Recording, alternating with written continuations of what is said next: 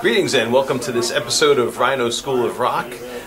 In this video we're going to be taking a look at a really interesting comparison of diamonds because right now we're helping a client learn what their visual preference is between diamonds, and these two diamonds in this video represent what would be considered an antithesis of optics when it comes to diamonds cut for light performance. Okay? Because when it comes to this world of diamonds cut for optical properties or high optics, you know, the world's rarest and finest, you have diamonds that lean on the more busier, thinner, skinnier, more tinier reflections of light versus diamonds that focus more on wide, broad, big, bold reflections. Okay, so two completely different personalities of diamond we're going to be looking at here. Both of them have what we consider ideal optics. In fact, the cushion cut we're going to be looking at in this video does have AGS ideal optics, and the round has optics on par, or some would even consider superior to standard, the ideal cut round optics. So sit back tight. This video is really going to help you learn what personality or character of appearance you prefer most when it comes to hand-picking diamonds with the rarest optics. It's going to be a fun one. Alrighty, so in the video here we're taking a look specifically at two diamonds, a little over 2 carats, between 210 and 220, in an August vintage cushion, and in a Solis Ferra hearts and arrows.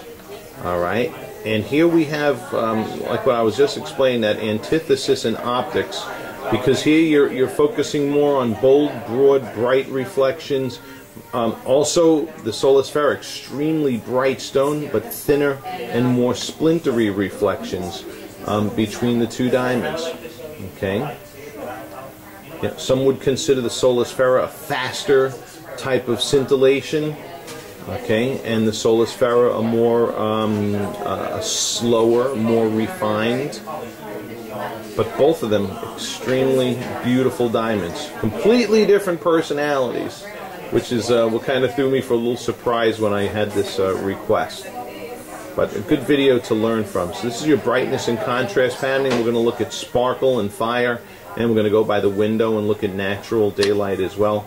But really, you know, two beautiful diamonds, really rare optics, each of these diamonds within their categories.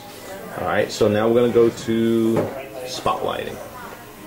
Alrighty, and spotlighting also points out the obvious differences between these two. You can see the Solis Ferra has many smaller reflections, thinner, more splintery type of appearance. The August vintage cushion, bold, broad, wide reflections. Okay,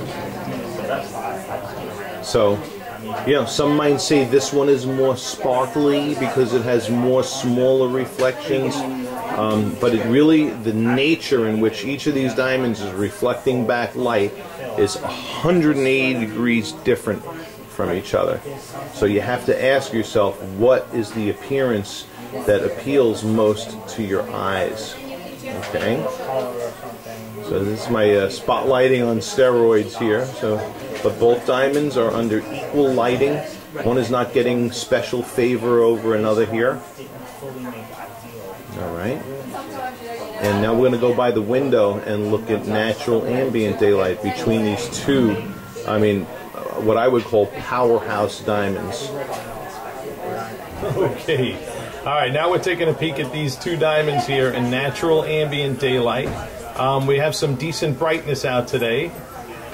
This is a retake, actually. Yesterday when I was shooting this, it was pretty dark out, actually, in New York. But here's a good view showing us the different type of optics we're going to see from an August vintage cushion to a Solis Ferra round. Okay? And the Solisfera is throwing off, you know, it's as you can see, throwing off the big, bold, broad reflections, exactly what it was cut for. And the Solisfera, the thin, splintery type of brightness and sparkle. So different contrast patterns in the two diamonds.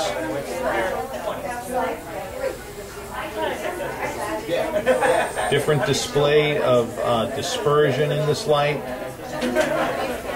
And just wanted to kind of cap off the video showing you with some decent brightness, even though it is a little bit cloudy out today still in New York.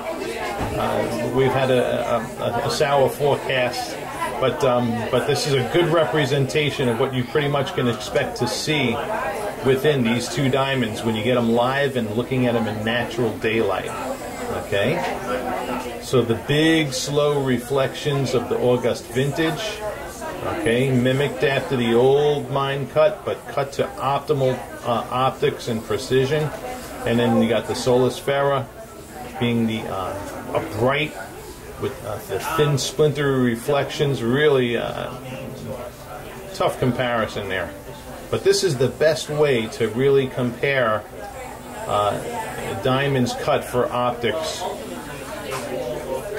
when you're making drawing these comparisons.